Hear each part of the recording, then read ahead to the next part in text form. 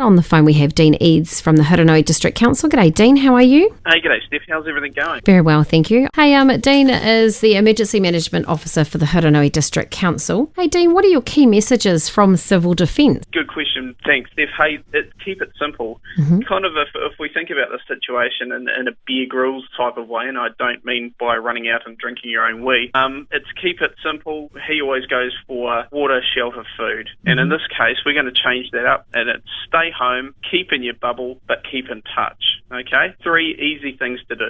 So what were they again? Keep in your bubble and keep in touch.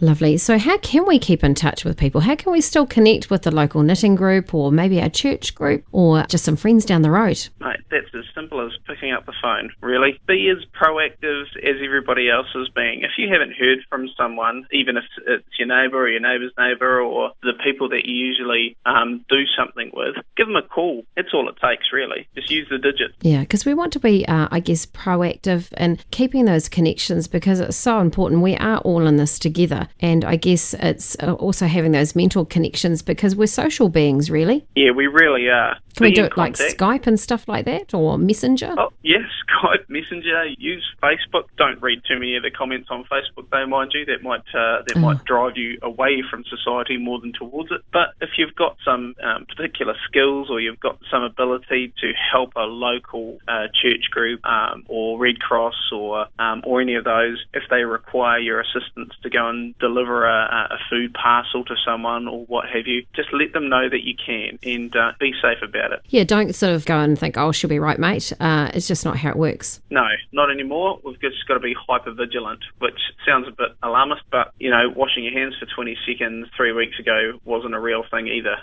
Well, it was, but it certainly wasn't practiced by 99.99% of us. And the interesting thing is I saw something on Facebook the other day, which someone used paint and they put gloves on and then they used paint and they showed what happens when people usually just sort of whiz over their hands with soap and water. So the paint showed up the gaps that were missed. And it was interesting how people forget to do the tops of their thumbs, doing around your thumbs and in between your fingers. So, sing yourself happy birthday or something else or another song for a good 2 minutes to make sure you thoroughly wash your hands. Yes, I saw that one as well. It was a good example. Now, Dean, can we go for a walk? Because we're all in our bubble. Some people go, well, my bubble's bigger than your bubble type thing. Can we go for a walk around the block? Absolutely. And it's recommended not only just for your physical well-being, but also for your mental well-being. Being stuck inside all day, all night with your family members, as much as you love them, it can sometimes be a bit mentally unhealthy. And you need a bit of vitamin D, people. You need to get out and get a bit of sun on your face. When you do go out, obviously practice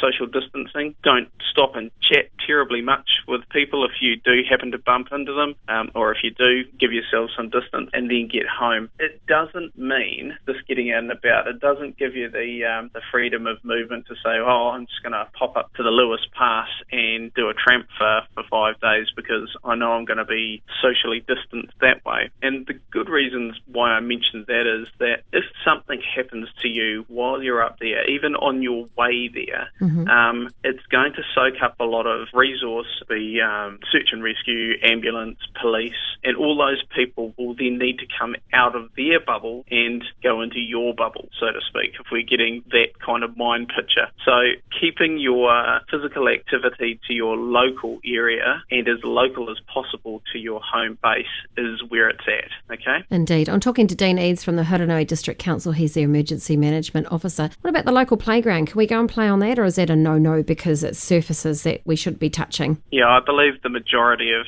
councils have, as far as I know, have been closing those down because it would be a particularly good transmission spot if you were going to transmit it from one bubble to the next, okay? Good as gold. Hey, Dean, have you got some resources or something you can send us that we can put up on Compass FM's Facebook page in relation to welfare? What can we do in the help that we can get? Yeah, sure. Sent you through the all of government welfare fact sheet. So, Steph, if you could pop that on your Facebook or what have you for your listeners, that'd be great. And that covers off the lion's share of what you need to know from a welfare perspective. And the event that we're currently in is very much a welfare-heavy event. People need to know what people need to know. That's great. It looks really wonderful. And we'll also put it on our Compass FM Facebook page. Dean Eades from the Hurunui District Council, thank you so much. We'll catch up with you again in the coming weeks. Hey, cheers, Steph. Anytime. Thanks, mate. Thank you.